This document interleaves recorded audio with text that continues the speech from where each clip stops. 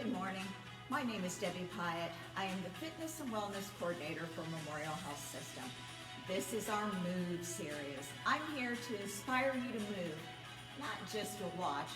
Although mentally, I suppose you'll get a little bit of education if you watch.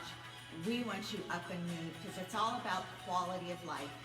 Today, we're going to do some exercises to promote stability in the hips, mobility in the hips, and as a bonus, we're going to use these exercises to learn how to focus.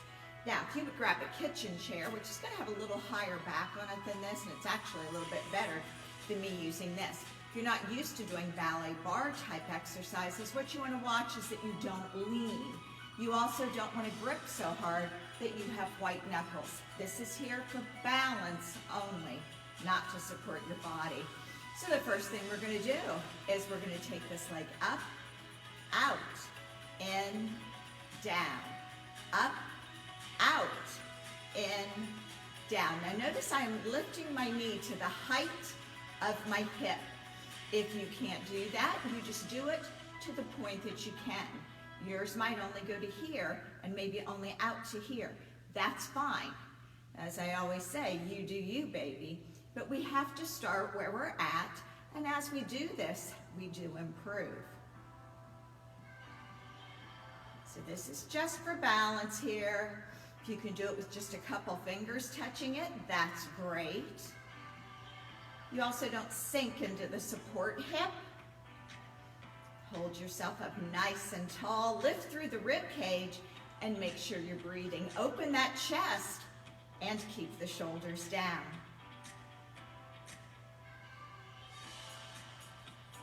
Now your support side definitely is feeling this by now. It's the whole concept of ballet. The support side always feels it more than the working side. And we're going to pick that chair up and move it to the other side. Same thing. And there is nothing strange if one side has greater range of motion than the other. That happens through our journey in life. Keep that chest open, rib cage up. Your support legs stay straight. Do not bend through the knee unless you don't have the flexibility to keep the legs straight. Working on our hip mobility here. Also incorporating balance. That one leg's got to be able to hold you up without gripping the chair or leaning into the chair. That outside arm just stays relaxed, trying to not let tension go from the shoulder down through the fingertips. One more. And we're going to move this chair back to the other side again. This time, we're going to lift that leg, we're going to tip it, and we're going to pulse it. Nice tabletop here if you can get that. Can't get it that high. If you're down here, that's perfectly fine. But you do need to test your range of motion. Put it at the top of your range of motion. Now, yes, my upper body is leaning, but I'm not holding on with my body weight to this chair. It's just here for balance. Keep that rib cage lifted. Don't sink into that support leg. And yeah, your gluteus medius on that support side of the buns, burning now. Keep pulsing that leg.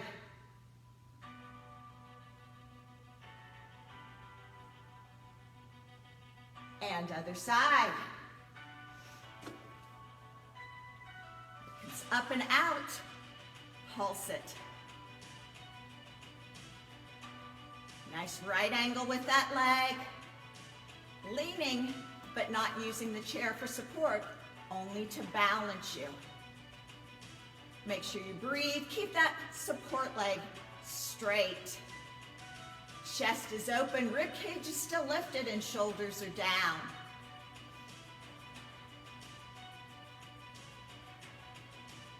Yeah, feel some burning on the working side as well. More so on the support side. That's normal.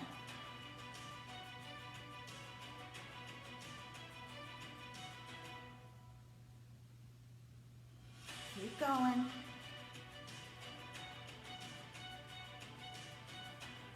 We're almost there. All right, back to that other side again. And we are going to make circles. Keep that leg bent, a nice right angle. Circle through that hip. Stay lifted. Support leg straight. Oh, that support side cheek. Yikes.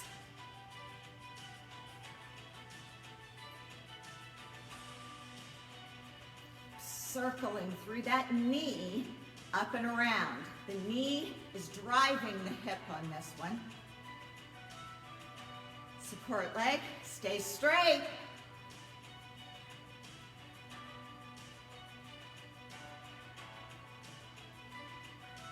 Almost there.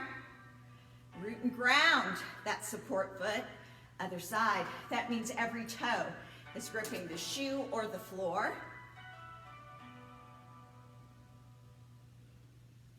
Drive with the knee, circling through the hip.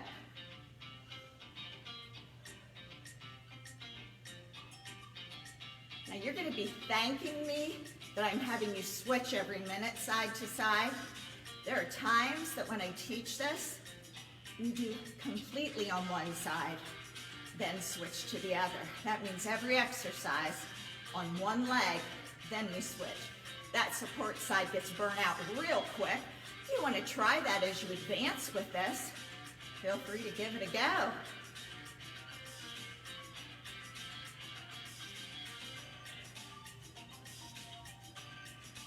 Come on, we're almost there. Creating a greater range of motion in our hips to keep us stable and balanced. All right, we're going to put the chair off to the side, right back to it. This is horse stance in Tai Chi. Toes are supposed to be forward, and then we bend down to a squat. Now, when you get in this position, if you find this bothers your knees, you can turn those toes out a little.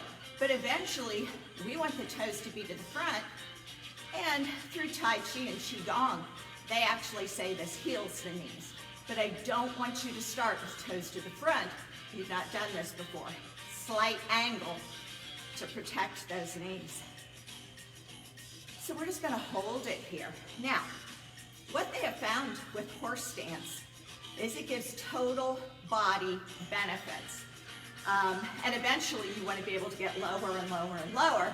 I'm hanging out here because as you go lower, heart rate goes up. And I need to be able to talk to you. So I'm going to hold it right here. Feet rooted and grounded. Now, in Tai Chi, Qigong, we do the practice in our bare feet. Like a little leather slipper is more what the monks wear. We just do it in our bare feet. But that helps us to stay rooted and grounded. The whole foot pressing into the floor, and as I taught my children ballet students, all 10 piggies go to the market. You don't leave one pinky toe, big toe, same as the thumb, I guess, lifted. All 10 go to the market. All 10 grip the floor. You want to keep your chest up. When you see monks do this, they are not leaning forward. Lift that chest, open it up. Yes, it is burning. I know it is. Recommendation is to do these in 2-minute intervals. We're working on that in my class.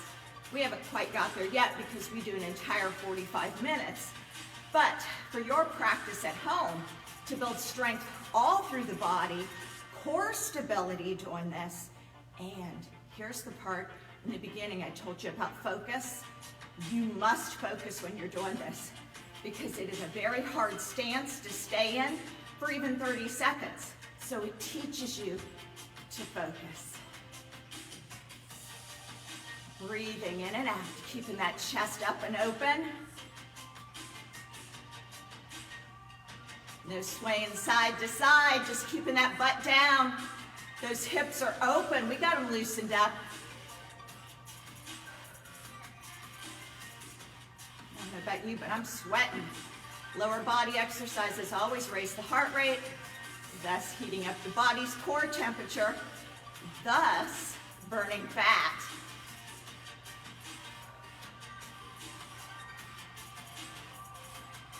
We have 10 more seconds. You got this.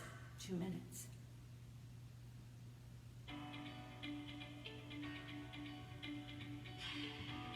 Bring it up. Great. All right. Now we're going to lunge with the right leg. If you notice, my left leg is straight, toes are pointed forward. The lunging leg, my toes are angled out. Again, rooting and grounding. The whole foot, every toe gripping the floor. And yes, this is the exercise right now. It's just holding this. Your muscles will start to shake, quiver, they'll get fatigued. But when they get fatigued, all those little muscle fibers that have been in there not helping you out will come to the rescue. They'll start shaking too. They'll get microscopic tears in the muscle. And that's how we build strength, tone, and muscles in the body. All right, now turn your torso towards that bent leg. Take that chest down. Keep the legs exactly as they are. Feet have to be rooted and grounded here. You're gonna tumble right out of this.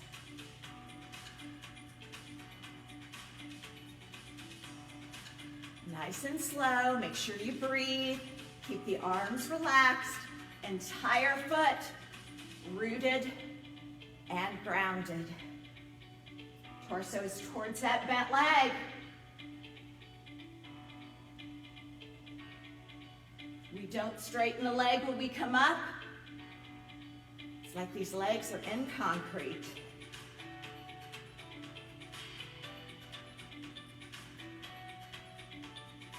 Can you put a smile on your face and do this? Maybe not right now. But remember, this is a practice to do. You don't just do this one time and see change.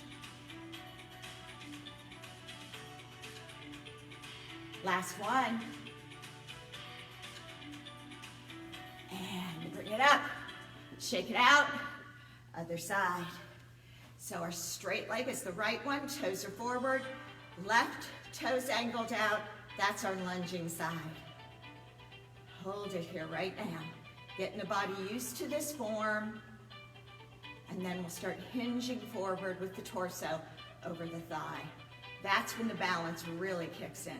So if you're having issues with balance in this position without the movement, you might want to bring that chair nearby, set it in front of you so you can balance with it. Try not to grip it tightly, just like when we were doing the hip range of motion exercises. Have it there just for balance in case you need it.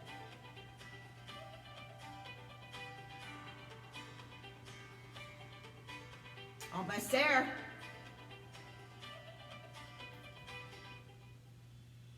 And go. Down. Up. Remember, legs don't move. That bent leg doesn't straighten. The straight leg doesn't bend. Lengthen that torso. Push his arms back, lengthen. Remember to breathe. A lot of times in exercise, people hold their breath. So make sure you keep that breathing going.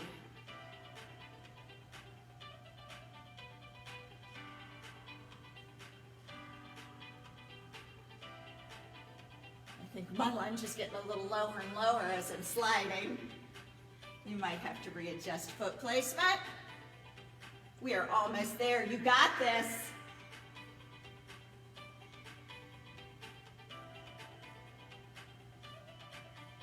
Bring it up. Woo! All right, I hope you enjoyed that and take it as the challenge it is meant to be able to hold those movements, to be able to do those hip range of motion exercises. The hips are the center of the body, right there.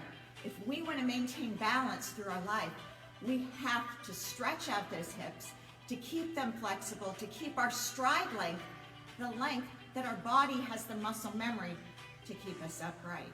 So use those hips Do the horse stance, and remember, during the horse stance, you are to try to focus.